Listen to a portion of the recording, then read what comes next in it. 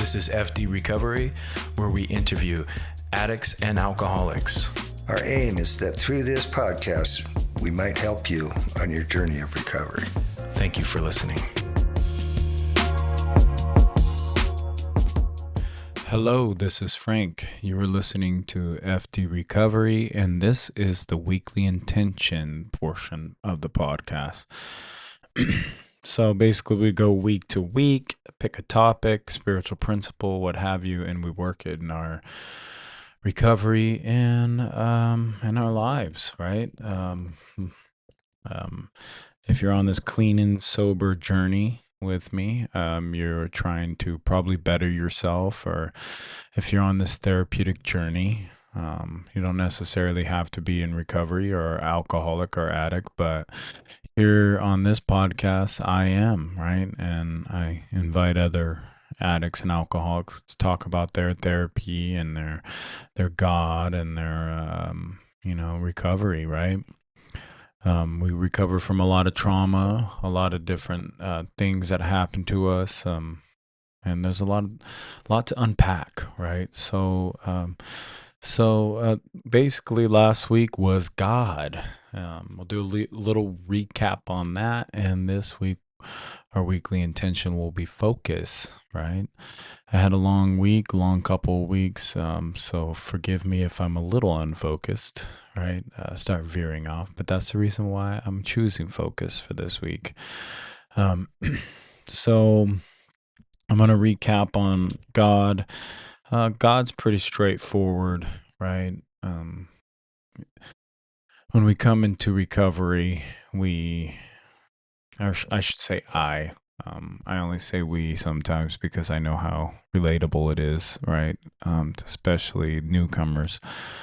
I just think back at what I went through, and we come into recovery thinking we're so special or we're so isolated, just to realize most other people go through the same shit, right? Different little flavoring about it, but for the most part, the sentiment's the same, the feelings are the same, the shame, the guilt, the whole process are very similar, right?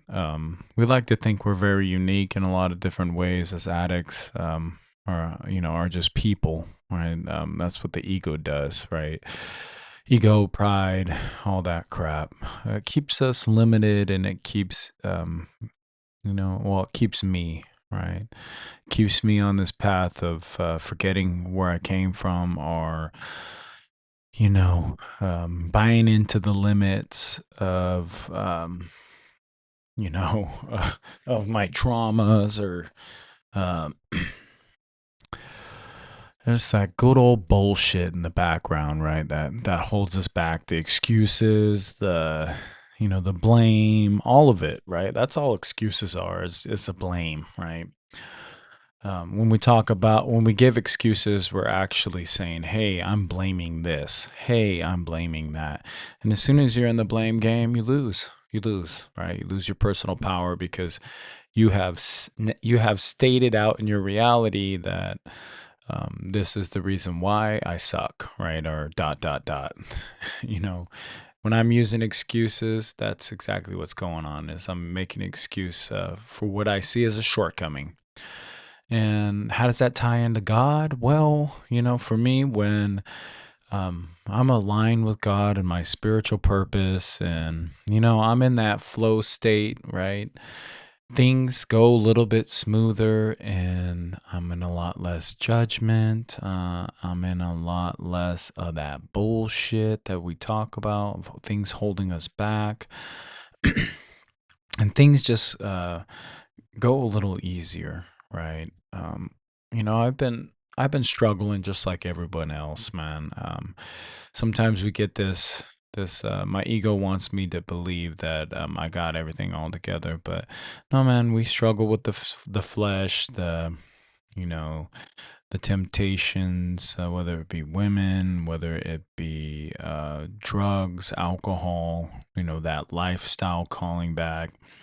I'm so far removed from any of the using that sometimes you can lose sight of where you came from, right? Or how the pain really was, right? So it's a good reminder to put myself in a position to see things the right way. I just got off the phone with my brother, and he's in jail. He's about to go do a 3-year sentence in prison, right? And there's just been so many countless times where I've put money on the phone, put money on his books and this and that, right? And mostly on the phone, just for conversation. And it just sucks to see somebody go through that. And I know that if he was more connected to his higher power and God, I know that whole situation would have been avoided, right? Because he would have got back to the drinking. He wouldn't been down the same old path. But we were talking, and I said, you just can't see life right. You have this. You're not willing to. You're taking things the wrong way, And I said, I don't mean to put you out like that, but I remember exactly where you are, just not seeing things right, combative. Like you got to try to address that and look at that and see if you can change it. It's just this whole, man, you need a spiritual makeup, right? A reboot. And um when we talk about God and we allow God to actually work in our lives, it becomes a whole different game, right? Today, I fight a lot less. I argue a lot less. Situations go a little easier. I did have a little spat with my wife this past weekend, and of course, you have to go through what you did wrong. And it can be a tough battle, because when you see things a certain way and they see things a certain way, it's just, it can get pretty difficult. But that being said, right, when you allow God to come into the picture, which I fell miserably at all the time, but I do just enough so I can stay sane, and also I can have a better life, right? I might be selling myself short, but I might be my biggest critic here. But because when I really look at things, I'm doing really well, right? Just overall. So, and a lot of people look up to me right now, and that's a good thing, because that's never was the case in the past. And and I don't mean to say that boastful. It's just it was never really the case. So I think it's worth bringing up, right? And the whole God concept. And once you're connected and really just a part of it, it changes, right? So, I'm going to leave God alone, and I know that He won't leave me alone, right? And whatever your God is out there, dig it, get into it, and vibe with it, right? Connect with it, guys. Stop fucking waiting, and whatever it is, whether it's nature or meditation, if it's Jesus, if it's the God in the sky, if it's Mother Earth, whatever you got to do, connect with it, right? If it's intellect, I mean, you only get so far on intellect, I'll tell you that much, right? Human powers is pretty limited, right? I do realize that my cup spilleth over when I'm connected to spirit and my higher self, right? So that being said, we'll switch into focus. All right. This won't be a very long topic. I'll just give you a little heads up, but I'm going to talk about it in like a spiritual divine way. So focus as a spiritual principle. It is the intentional direction or attention towards the divine, higher purpose, and inner stillness rather than worldly distractions. It involves cultivating a single eye, a unified purpose that aligns actions with spiritual truth, fostering faith, growth, and inner peace. Wow. Key aspects of focus as a spiritual principle: intention and direction. Right? Spiritual focus requires actively choosing to fix one's gaze on God and or a higher purpose.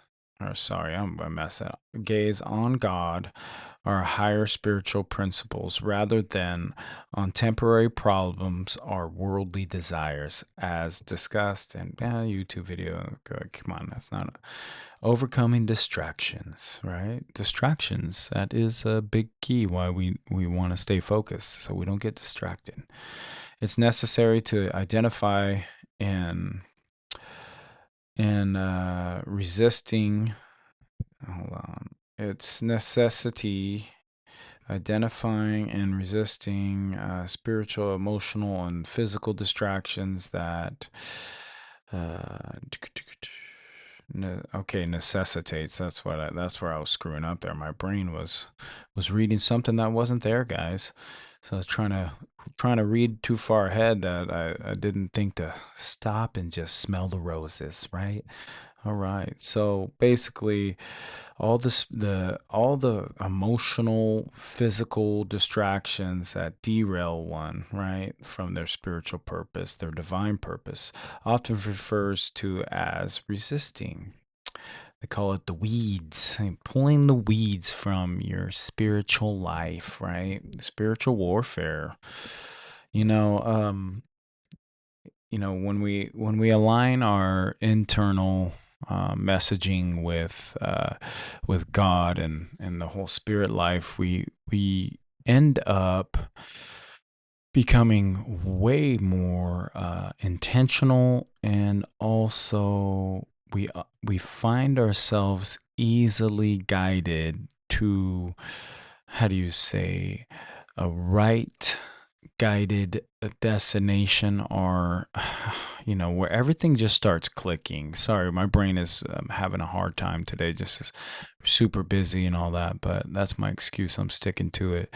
But so when we allow ourselves to get into this flow state, right, that we talk about, and we allow God to work his or hers or whatever trip you're on, their magic, right, we end up